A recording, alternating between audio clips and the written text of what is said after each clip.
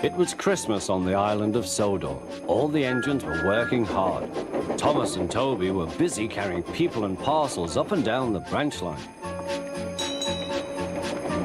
Everyone was happy. Only the coaches, Annie and Clarabelle, were complaining. It's always the same before Christmas, they groaned. We feel so full, we feel so full. Oh, come on, said Thomas. Where's your festive spirit? Christmas Day is almost here. By the side of the track was a lonely little cottage with a familiar figure waving to them. It's Mrs. Kindly, whistled Thomas. Peep, peep, Happy Christmas. Thomas always felt better for seeing her. Christmas just wouldn't be Christmas without Mrs. Kindly. When work was over, Thomas went to see the other engines. All their coats had been polished. Ha, said Gordon, just look at us. Your driver will have to work fast to get you as smart as us. Never mind that, replied Thomas. I've something important to say. Do you realize it's a whole year since Mrs. Kindly saved us from a nasty accident? You remember when she was ill in bed and... Yes, of course, interrupted Edward. You told us how she waved her red dressing gown out of her window to warn you about a landslide ahead. And you and Toby gave her presents, Percy joined in. And the Fat Controller sent her to Bournemouth to get better. But, said James and Henry together, the rest of us have never thanked her properly. Exactly, said Thomas. So now I think we should all give her a special Christmas party. Everyone was getting very excited, and the drivers felt sure that the Fat Controller would agree, as indeed he did. The engines were all busy making plans when silence fell. The Fat Controller had bad news. The weather's changed badly. Mrs. Kindly is snowed up. Toby says he'll help to rescue her. You must help too, Thomas. There's no party unless you do.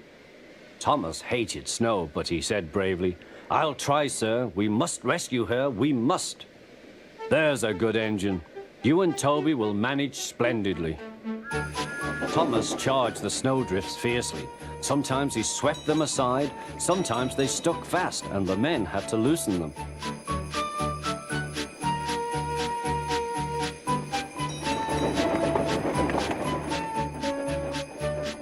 But at the cutting near the cottage, they could go no further. Look at that, exclaimed Thomas's fireman. Peep, peep, peep, here we are, whistled Thomas. An answering wave came from an upstairs window. Then they heard a familiar sound. That's Terence, said Thomas. He's come to help too. Sure enough, Terence had a snowplow and was working hard to clear a path to the railway line in safety. At long last, the rescue was complete. Percy took the tired workmen home. Terence said goodbye to Mrs. Kindly and promised to take care of her cottage as he watched them all set off. The engines made good time. No more snow had fallen, but the yard was dark. Thomas's heart sank. Suddenly, all the lights went on. What a marvelous sight awaited Mrs. Kindly. Well done, said the Fat Controller. I'm really proud of you all. Mrs. Kindly especially thanked the smaller engines. Thomas and Toby are old friends, she said. And now, Percy, you are my friend too. Percy was very pleased. 3 cheers for Mrs. Kindly, he called. Peep, peep, peep, they all whistled.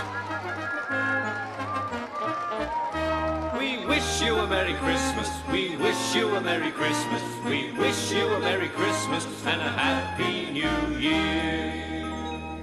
Thomas the Tank Engine and his friends thought it was the best Christmas ever, and Mrs. Kindly could think of nowhere she would rather live than here with them on the island of Sodor.